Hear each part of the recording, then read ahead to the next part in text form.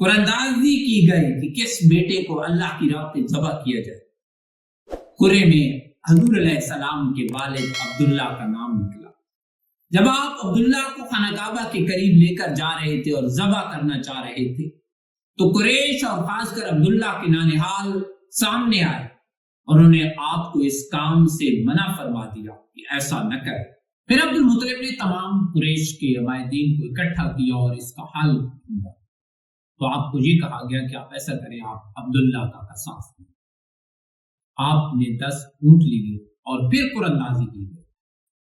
یہ طے ہوا کہ اگر قرا عبداللہ کی طرف نکلا تو پھر 10 اونٹ، اسی طرح ہر بار قرا حضرت عبداللہ کی طرف نکلتا اور جب اونٹوں کی تعداد 100 ہو گئی تو قرا اونٹوں کی طرف نکلا۔ آپ نے حضرت عبداللہ کے صدقہ کے طور پر 100 اونٹ ذبح کیے۔ اس سے پہلے عرب کے اندر رواج یہ تھا کہ ایک شخص کا قصاص 10 اونٹ تھا، لیکن عبداللہ کی اس عمل کے بعد عرب کے اندر 100 اونٹ کے قصاص کی روایت قائم ہو گئی جو آج تک جاری ہے، اور یوں عبداللہ کا ایک لقب ذبیح پڑ گیا۔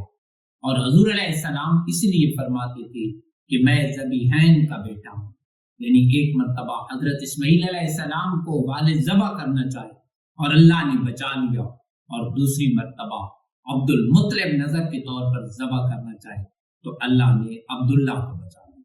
حضور صلی اللہ علیہ وسلم کی ولادت سے پہلے اور بعد کون کون سے معجزات رونما ہوئے، دیکھنے کے لیے سبسکرائب کریں ہمارا چینل۔